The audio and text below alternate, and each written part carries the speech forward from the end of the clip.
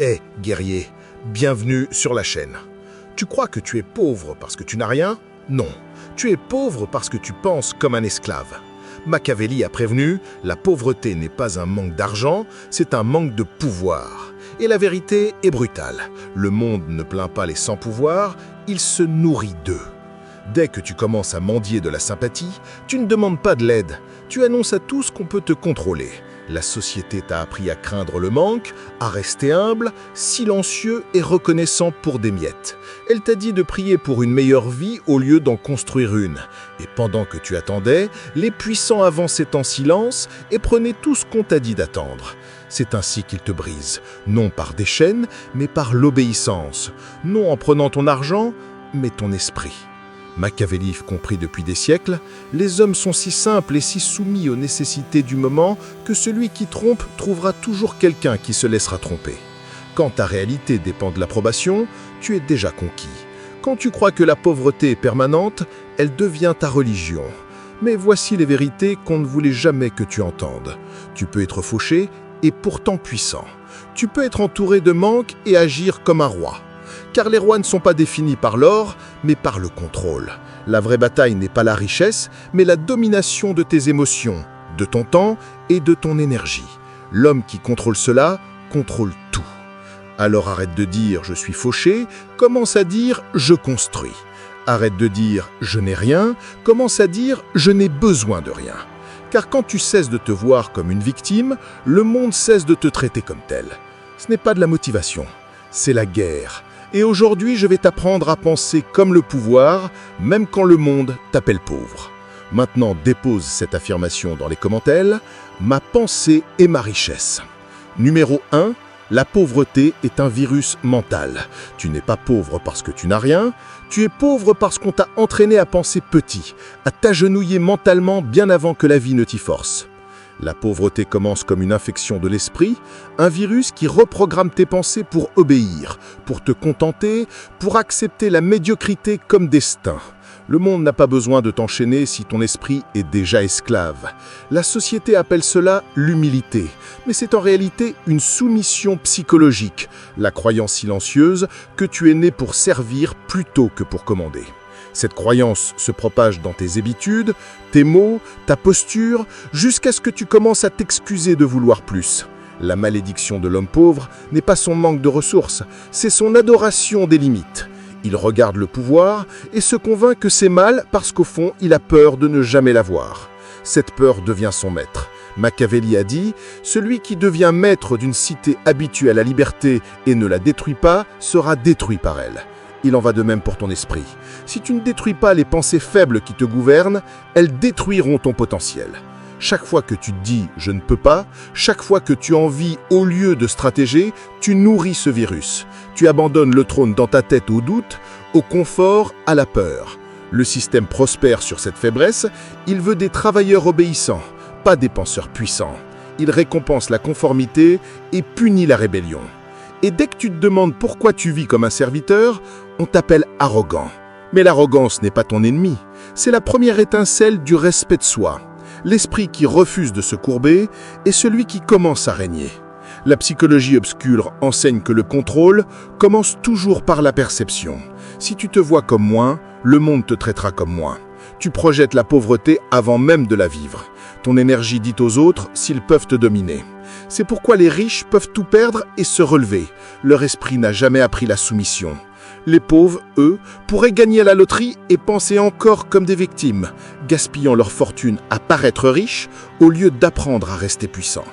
Ce n'est jamais une question d'argent, mais d'état d'esprit. Quand ton cerveau est programmé pour dépendre, tu t'agenouilleras toujours devant ceux qui semblent plus forts. Brise ce programme. Arrête de chercher un sauveur, arrête de croire que quelqu'un viendra te sauver. Personne ne vient, et c'est ton avantage. Car une fois que tu l'acceptes, tu deviens inarrêtable. Tu cesses de demander la permission de t'élever, tu avances avec une intention silencieuse et le monde commence à se déplacer. Chaque fois que tu choisis la discipline plutôt que la distraction, ton esprit récupère une part de son pouvoir. Chaque fois que tu rejettes l'autopitié, tu réduis le virus au silence. La pauvreté n'est pas dans ton compte bancaire, elle est dans tes pensées. Et toi seul peux la brûler. Tu dois te voir comme dangereux, capable, indestructible. car l'esprit qui refuse de se courber ne peut jamais être possédé. Dépose cette affirmation dans les commentaires. Ma pensée ne se prosterne devant personne. Numéro 2. Le pouvoir est une performance. Le monde ne récompense pas la vérité, il récompense la domination. La plupart ne comprennent jamais cela parce qu'ils sont dépendants de paraître honnêtes au lieu de paraître forts. Mais Machiavelli savait que l'apparence gouverne la perception et la perception gouverne le pouvoir. Quand tu parais faible, tu invites les prédateurs. Quand tu agis comme un impuissant, tu signales la permission d'être contrôlé. Les gens ne sont pas gentils, ils sont calculateurs. Ils te mesurent en silence, lisent ton ton, tes yeux, ta posture, cherchant des signes de peur ou de doute. Dès qu'ils en trouvent un, tu deviens une proie. C'est pourquoi le pouvoir est une performance. Tu dois jouer la force jusqu'à ce qu'elle devienne réelle. Tu dois entraîner ton visage à afficher la certitude même quand ton cœur brûle. Les puissants agissent sans trembler parce qu'ils savent une vérité brutale. Le monde ne distingue pas la confiance de la réalité.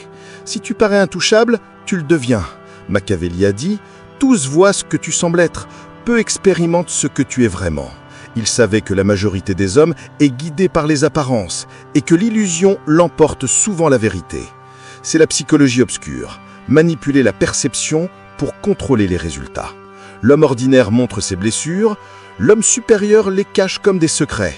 Même dans le chaos, il reste immobile pendant que les autres tremblent. Ce calme terrorise les faibles parce qu'il brise leur illusion de contrôle. Ne parais jamais vaincu. Même quand tu saignes, ce n'est pas du mensonge, c'est de la stratégie.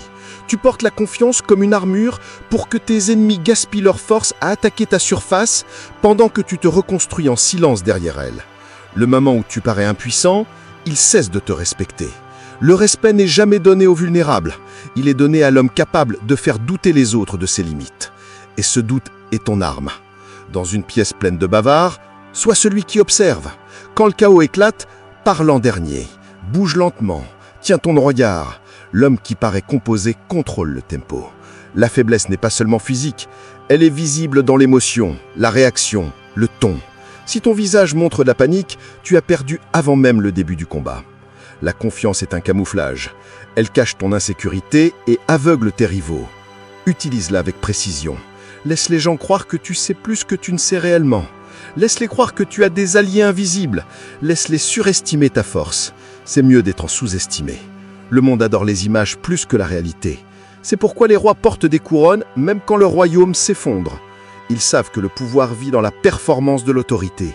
Tu dois bâtir cette présence même quand tes poches sont vides. Tiens-toi droit, parle moins, contrôle ton langage corporel. Tu n'as pas besoin de luxe pour commander le respect. Tu as besoin de maîtrise. C'est ça qui sépare ceux qui dirigent de ceux qui suivent. Chaque regard, chaque geste, chaque pose fait partie de ton acte. Tu ne fais pas semblant d'être puissant. Tu conditionnes les autres à te traiter comme tel. Une fois qu'ils le font, tu commences à y croire toi-même. Et cette croyance transforme ton destin. Les pauvres agissent petit parce qu'ils pensent petit. Les puissants agissent grand parce qu'ils refusent d'être moins. Ne parais jamais impuissant, car au moment où tu le fais, le monde te donnera raison. Dépose cette affirmation dans les commentaires. Je performe le pouvoir à la perfection. Numéro 3. Le piège de l'homme pauvre. La plus grande pauvreté n'est pas financière, c'est la dépendance émotionnelle. La plupart des gens ne poursuivent pas le succès, ils poursuivent l'approbation. Ils ont besoin d'être vus, compris, acceptés. C'est le piège de l'homme pauvre. Il paraît inoffensif, mais il draine ton pouvoir plus vite que la faim. Dès que tu as besoin des autres pour valider ta valeur, tu leur remets le contrôle de ton identité. Machiavel l'avait parfaitement compris. Il est bien plus sûr d'être craint qu'aimé si l'on doit choisir. Pourquoi? Parce que l'amour dépend des autres, mais la peur, tu peux la créer toi-même. La validation est une laisse déguisée en confort. Quand tu la cherches, tu annonces que tes émotions sont à vendre. Et le monde adore les acheteurs. Il ne leur donne rien et leur prend tout. Les faibles parlent trop, expliquant leurs motifs, défendant leurs douleurs, suppliant d'être compris. Mais les puissants savent que le silence est plus tranchant que la parole. Le silence force les gens à deviner, deviner les rend nerveux, et la nervosité crée le respect. L'homme pauvre confond bruit et force, croyant qu'en parlant encore, les autres finiront par le croire. Mais en vérité, chaque mot de trop est une confession d'insécurité. La faiblesse se reconnaît toujours, elle cherche à être comprise. La force s'en moque. La force n'explique rien. Le lion ne justifie pas son rugissement. Le monde sait déjà ce qu'il signifie. Tu dois agir de la même manière. Chaque fois que tu mendies pour être vu, tu abaisses ta valeur. Chaque fois que tu expliques ta douleur, tu perds du levier. Les pauvres désirent l'attention, car c'est la seule monnaie qu'ils croient leur rester. Les riches d'esprit utilisent le mystère comme arme. Ils ne montrent pas leur souffrance, ils l'arment. Ils entrent dans une pièce comme s'ils ne devaient rien à personne. C'est cela, la domination. La psychologie obscure enseigne que les gens ne valorisent que ce qu'ils ne peuvent pas fully lire. S'ils peuvent te prédire, ils peuvent te contrôler. Si tu es émotionnellement transparent, ils peuvent te manipuler. L'antidote, c'est la retenue. Apprends à laisser ton silence parler. Observe comment la pièce change quand tu arrêtes de t'expliquer. Ils commencent à te respecter, non parce que tu l'exiges, mais parce que ton absence de réaction les effraie. Les gens craignent ce qu'ils ne peuvent pas décoder, et c'est là que réside ton pouvoir, dans l'inscrutabilité. L'homme pauvre cherche la reconnaissance, l'homme puissant cherche le contrôle. Arrête de courir après la validation, comme un enfant court après la lumière. Tu n'as besoin de la permission de personne pour être puissant. Tu n'as pas besoin d'applaudissements pour connaître ta valeur. Laisse-les te comprendre de travers. C'est un faible prix pour la domination. La vérité, c'est que la validation est une addiction. Elle fait du bien au début, mais t'enchaîne en silence. Chaque like, chaque compliment, chaque signe d'approbation devient une nouvelle chaîne. Brise-la. Éloigne-toi. Accepte d'être mal compris, même détesté, parce que c'est le coût de la vraie indépendance. Les faibles ont peur d'être détestés. Les forts savent que l'influence crée toujours des ennemis. Choisis donc le respect plutôt que l'affection, le mystère plutôt que l'exposition, le commandement plutôt que le confort. Arrête d'expliquer, arrête de te défendre. Existe simplement avec une autorité silencieuse. C'est ainsi que les rois avancent. Dès que tu cesses de mendier pour être compris, tu commences à être obéi. Dépose cette affirmation dans les commentaires. Mon silence par le pouvoir. Numéro 4. Pense comme un roi.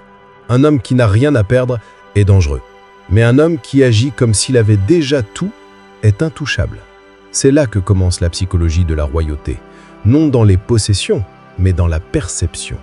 L'homme pauvre attend l'abondance pour se sentir digne, tandis que l'homme puissant utilise la rareté comme carburant pour dominer. Machiavel a dit « La première méthode pour estimer l'intelligence d'un souverain est de regarder les hommes qui l'entourent. » Les rois savent que la qualité de leur cercle reflète la force de leur esprit. Cela signifie que même lorsque tu n'as rien, tu dois agir comme si ton temps et ta présence étaient de l'or. Quand tu te déplaces comme un roi, les gens commencent à te traiter comme tel. Chaque geste, chaque décision, chaque silence doit communiquer l'autorité. Le monde croit ce que tu projettes. Si tu projettes le contrôle, il l'obéira. Si tu projettes la désespérance, il te dévorera. Même dans la pauvreté, tu peux te tenir avec calme. Ta voix peut rester stable. Tes yeux froids, tes émotions enfermées derrière des murs de discipline. Ce sont des armes que personne ne peut te confisquer. L'homme qui se commande lui-même commande le destin. Penser comme un roi, c'est refuser de participer au chaos. C'est rester immobile pendant que les autres se précipitent. Tu ne réagis pas, tu réponds. Tu ne poursuis pas la validation, tu laisses ta présence parler. Quand tu entres dans une pièce, tu la mesures, en silence, non avec arrogance, mais avec précision. Les rois ne se précipitent jamais, car la vitesse appartient aux désespérés. Ils avancent lentement, non par manque d'urgence, mais par confiance dans leur domination. C'est la psychologie obscure, dans sa forme la plus pure. Contrôler la perception, c'est contrôler le résultat. Chaque mot doit sembler intentionnel. Chaque décision doit paraître finale. Les gens respectent la confiance qui n'a pas besoin de preuves. Tu dois devenir cette présence, l'homme qui n'a pas besoin de prouver qu'il est puissant, parce que le pouvoir vibre dans sa retenue. L'illusion de certitude vaut plus que la réalité de la richesse. L'esprit royal ne révèle rien. Les esprits pauvres révèlent le stress. Les rois savent que les émotions sont une monnaie, et les gaspiller en public, c'est brûler de l'or. Quand tu n'as rien, tu peux encore régner par la maîtrise. Tu peux contrôler ton langage corporel, tes réactions, ta narration. Même ton silence peut commander une salle s'il est soutenu par la conviction. Les faibles pensent qu'ils ont besoin de biens matériels pour avoir du statut. Les forts savent que les statuts est une énergie, la manière dont tu assis, dont tu parles, dont tu respires. Contrôle cela, et tu peux tout perdre tout en ressemblant à celui qui décide encore. Cette illusion intimide ceux qui sont secrètement fragiles. Les gens servent la confiance car c'est elle qui leur donne quelque chose à suivre. Ils préfèrent un menteur calme à un honnête paniqué. C'est la nature humaine et Machiavel l'avait maîtrisée. Il savait que le leadership est un théâtre et que chaque homme joue un rôle. Tu dois jouer le tien si profondément que même ton reflet y croit. Quand tu agis comme un roi assez longtemps, le monde s'aligne à cette croyance. Ce n'est pas une prétention, c'est programmer ton subconscient pour commander plutôt qu'obéir. Ne parais jamais vaincu même entouré de pertes. N'abaisse jamais ta voix même dans l'incertitude, car dès que tu agis comme un impuissant, tu seras traité comme tel. La royauté n'est pas une couronne, c'est le contrôle. Tu dois penser, respirer et marcher comme le pouvoir lui-même. Les rois ne sont pas nés, ils se déclarent. Déclare-le maintenant. Dépose cette affirmation dans les commentaires. Mon silence par le pouvoir. Numéro 5. Le détachement te rend dangereux. L'homme qui n'a besoin de rien contrôle tout. Cette vérité est ce qui terrifie le plus le monde, car la société est construite sur la dépendance. Chaque publicité, chaque relation, chaque système est conçu pour te faire désirer, te faire avoir besoin, te faire t'attacher. Mais au moment où tu cesses d'avoir besoin d'approbation, de confort ou de certitude, tu deviens intouchable. Machiavel a dit « Les hommes sont poussés par deux impulsions principales, l'amour ou la peur. L'homme détaché est craint parce qu'il ne peut être séduit ni par l'un ni par l'autre. Quand tu ne réclames plus la validation, personne ne peut t'appâter. Quand tu n'as plus besoin d'affection, personne ne peut te briser. Quand tu ne poursuis plus l'argent, les gens commencent à te l'offrir pour obtenir ton attention. Le détachement n'est pas la froideur, c'est le contrôle. L'art de maîtriser le désir pour qu'il ne te maîtrise pas. Les faibles vénèrent ce qui leur manque. Les forts observent ce qu'ils veulent et choisissent stratégiquement si cela vaut leur énergie. Le détachement est la différence entre la désespérance et la domination. Il rend ta présence plus lourde, tes décisions plus nettes, ton aura imprévisible. Et l'imprévisibilité est un pur pouvoir. Les gens craignent ce qu'ils ne peuvent pas prévoir, car cela les fait se sentir impuissants. Voilà pourquoi l'homme qui reste calme, tandis que tous sont émotionnels, devient le centre de gravité de la pièce. Il ne réagit pas, il calcule, il ne supplie pas, il choisit. Son silence fait parler les autres, son immobilité les rend nerveux. C'est la psychologie obscure à son plus haut niveau. Moins tu montres de besoin, plus tu contrôles ceux qui en montrent. Quand tu te détaches, tu cesses de servir les attentes des autres. Tu n'es plus manipulé par la peur de perdre. Tu cesses de réagir aux insultes, aux retards, aux trahisons ou aux compliments. Tu deviens émotionnellement autonome et cela te rend imprévisible. Le monde ne peut pas jouer avec quelqu'un qui refuse de participer. L'homme pauvre s'accroche à tout. L'argent, les gens, les opinions, parce que son identité en dépend. L'homme puissant peut tout quitter et rester lui-même. Le détachement construit cette force. C'est la déclaration silencieuse que rien ne te possède, ni le succès, ni l'échec, ni même l'amour. Ce n'est pas de l'insensibilité, c'est une stratégie émotionnelle. Machiavel appelait cela le pouvoir par l'indépendance, la capacité de se gouverner si totalement que personne ne le peut jamais. Tu peux aimer profondément, mais tu ne dois jamais avoir besoin profondément. Tu peux tenir à quelqu'un, mais jamais dépendre. Cette différence sépare les rois des captifs. L'esprit détaché ne se précipite pas, ne poursuit pas, ne prouve rien. Il laisse les autres s'épuiser à essayer d'impressionner ou de comprendre. Pendant ce temps, il observe, collecte des données, calcule le bon moment pour frapper. Voilà le contrôle. Bouger quand tu choisis, pas quand tu es provoqué. Tu dois apprendre à te détacher des résultats, car l'obsession aveugle le jugement, le détachement l'affûte. Quand tu n'as plus besoin de réussir immédiatement, tu prends de meilleures décisions. Quand tu n'as plus peur de perdre, tu cesses de perdre du pouvoir. Le détachement te rend silencieux quand les autres paniquent. Il te rend mystérieux quand les autres s'exposent. Il transforme la douleur en clarté et le rejet en concentration. Ce n'est pas l'absence d'émotion, c'est l'émotion sélective. Le monde ne peut pas piéger un homme qui refuse d'être possédé par le désir. Une fois dans cet état, les gens commencent à courir après ton attention, car ton indifférence les fait se sentir insignifiants. C'est la domination. Le détachement n'affaiblit pas les liens, il les définit. Il enseigne aux autres que ton temps, ton énergie et ta paix sont des luxes, pas des droits. L'homme qui peut tout quitter est celui avec lequel personne n'ose jouer. Dépose cette affirmation dans les commentaires. Rien ne me possède. Numéro 6. Transforme la douleur en puissance. La douleur n'est pas ton ennemi. c'est ton initiation. Chaque blessure, chaque trahison, chaque perte que tu as portée t'entraînait à évoluer de l'émotion vers le calcul. Machiavel a dit « Ne gâche pas l'opportunité offerte par une bonne crise ». Il comprenait que la souffrance ne doit pas seulement être survécue, mais utilisée. Les faibles s'effondrent sous la douleur car ils la voient comme une punition. Les forts s'élèvent à travers elle car ils y voient des données. Chaque fois que tu souffres, tu reçois des informations sur les gens, sur tes limites, sur toi-même. La douleur est une clarté pure. Elle enlève les illusions, arrache les mensonges et révèle qui est vrai et qui prétend. C'est pourquoi la plupart des hommes fuient. Ils ne supportent pas la vérité sans confort. Mais l'homme qui apprend à l'endurer sans casser devient intouchable. La douleur expose la faiblesse, mais révèle aussi la force. La différence entre esclave et stratège est la manière dont il traite la souffrance. L'esclave se plaint, le stratège analyse. Il observe le patron de la trahison, le dissèque, renforce son défense. Il ne se doit pas dans le chagrin, il en fait une armure. Chaque insulte devient une leçon de comportement humain. Chaque humiliation devient un rappel de ce qu'il ne permettra jamais plus. C'est la transformation machiavélique. Utiliser la souffrance comme matière première pour la domination. Les blessures émotionnelles sont comme des lames. Dans des mains faibles, elles coupent plus profondément, mais dans des mains fortes, elles forgent des armes. La douleur peut t'empoisonner ou te préparer, selon la manière dont tu l'interprètes. La plupart attachent l'émotion à la souffrance et l'appellent tragédie. Les puissants se détachent, étudient le patron et l'appellent entraînement. La douleur est le seul maître qui ne ment jamais. Le succès te flatte, le confort t'émuse, mais la douleur te dit la vérité droit dans les yeux. Elle ne négocie pas, elle ne console pas, elle corrige. Tu dois apprendre à souffrir consciemment, observer tes émotions sans les laisser gouverner tes actes. Laisse la douleur brûler l'illusion, mais jamais ton pourquoi. Quand on te fait du mal, ne cherche pas la vengeance immédiate. Laisse le temps t'aiguiller. Chaque scar est une preuve que tu as survécu quand d'autres te voulaient briser. C'est un privilège, pas une malédiction.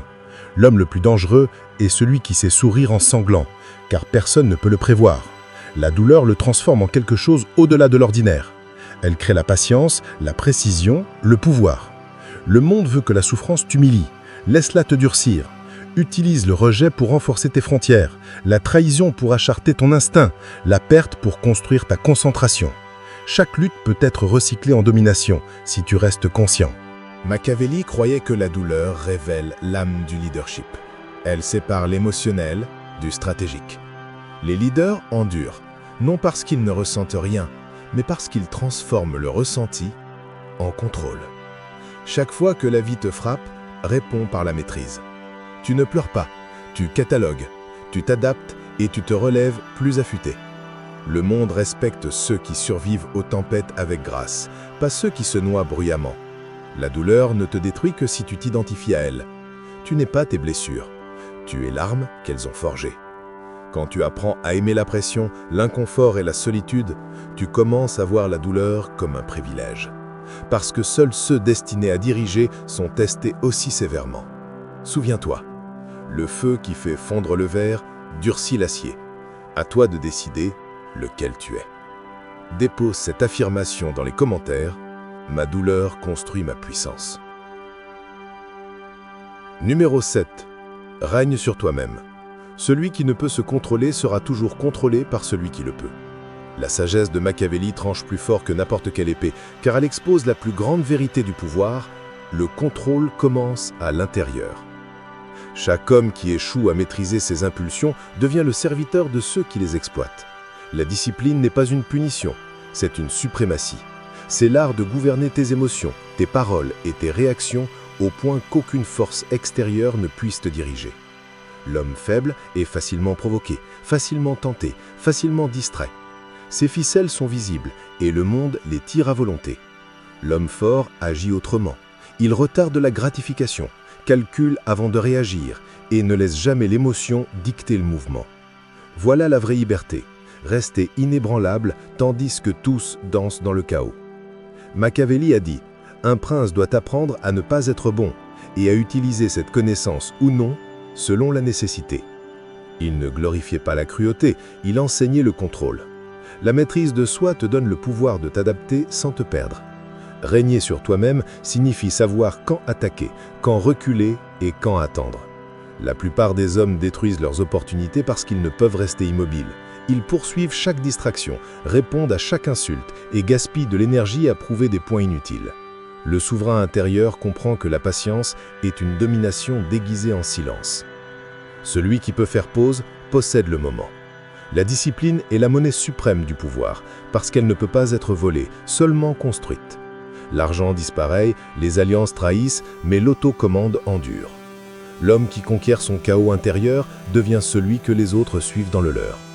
Quand tu peux diriger ton attention comme une lame, le monde se plie à ton rythme. Mais les indisciplinés sont prisonniers de leur impulsion, enfermés dans des cycles de regrets. Ils parlent avant de penser, dépensent avant de gagner, réagissent avant de comprendre. Ils existent, mais ne règnent jamais. Tu dois inverser ce schéma. Transforme chaque impulsion en instruction. Quand la colère monte, étudie-la. Quand la peur murmure, confronte-la. Quand le doute apparaît, dissèque-le. La conscience crée le contrôle, et le contrôle crée le respect. La psychologie obscure enseigne que les gens se soumettent inconsciemment à celui qui semble le plus composé. Si tes émotions restent contenues pendant que les leurs s'effondrent, ils cèdent instinctivement. C'est la domination psychologique, l'autorité silencieuse qui fait suivre les autres sans commandement. La discipline n'est pas une punition, c'est une suprématie. C'est l'art de gouverner tes émotions, tes paroles et tes réactions au point qu'aucune force extérieure ne puisse te diriger. L'homme faible est facilement provoqué, facilement tenté, facilement distrait. Ses ficelles sont visibles et le monde les tire à volonté. L'homme fort agit autrement. Il retarde la gratification, calcule avant de réagir et ne laisse jamais l'émotion dicter le mouvement. Voilà la vraie liberté, rester inébranlable tandis que tous dansent dans le chaos. Machiavelli a dit « Un prince doit apprendre à ne pas être bon et à utiliser cette connaissance ou non selon la nécessité. » Il ne glorifiait pas la cruauté, il enseignait le contrôle. La maîtrise de soi te donne le pouvoir de t'adapter sans te perdre. Régner sur toi-même signifie savoir quand attaquer, quand reculer et quand attendre. La plupart des hommes détruisent leurs opportunités parce qu'ils ne peuvent rester immobiles. Ils poursuivent chaque distraction, répondent à chaque insulte et gaspillent de l'énergie à prouver des points inutiles. Le souverain intérieur comprend que la patience est une domination déguisée en silence. Celui qui peut faire pause possède le moment. La discipline est la monnaie suprême du pouvoir, parce qu'elle ne peut pas être volée, seulement construite. L'argent disparaît, les alliances trahissent, mais l'autocommande endure. L'homme qui conquiert son chaos intérieur devient celui que les autres suivent dans le leur. Quand tu peux diriger ton attention comme une lame, le monde se plie à ton rythme. Mais les indisciplinés sont prisonniers de leur impulsion, enfermés dans des cycles de regrets. Ils parlent avant de penser, dépensent avant de gagner, réagissent avant de comprendre. Ils existent, mais ne règnent jamais. Tu dois inverser ce schéma. Transforme chaque impulsion en instruction. Quand la colère monte, étudie-la. Quand la peur murmure, confronte-la. Quand le doute apparaît, dissèque-le. La conscience crée le contrôle, et le contrôle crée le respect. Numéro 8. Tu maîtrises tout, même quand tu n'as rien en main. Ne te crois jamais pauvre, même quand tu n'as rien à présent.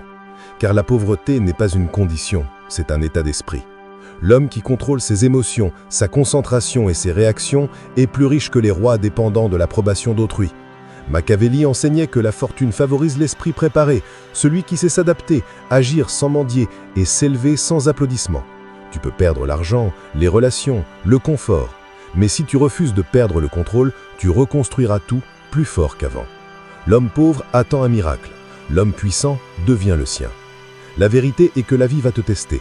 Elle va t'arracher, te trahir, t'humilier et exiger de savoir qui tu es quand il ne reste plus rien. La plupart s'effondreront, mais toi non, car tu comprends maintenant que les rois ne naissent pas dans le confort, ils sont forgés dans le chaos. Chaque lutte est une couronne déguisée, chaque cicatrice prouve que tu as survécu là où d'autres ont abandonné. Tu n'as pas besoin de validation, ni de richesse, ni de chance, tu as besoin de contrôle. Tu as besoin de stratégie. Tu as besoin de la discipline impitoyable qui te permet de t'élever en silence jusqu'à ce que le monde n'ait plus d'autre choix que de te remarquer. Voilà comment le pouvoir se construit, non par le bruit, mais par la constance. Alors arrête de dire que tu es fauché, arrête de dire que tu es piégé. Tu n'es ni l'un ni l'autre, tu es une puissance brute en attente d'être façonnée. Tu es la tempête qu'ils n'ont jamais vue venir. Si ce message t'a frappé profondément, prouve-le. Aime cette vidéo pour te rappeler ta force. Partage-la avec quelqu'un encore esclave de ses excuses. Et abonne-toi parce que cette gare pour le pouvoir ne fait que commencer. Et chaque leçon qui suit te rendra plus difficile à briser. Dépose cette affirmation finale dans les commentaires. Je possède mon destin.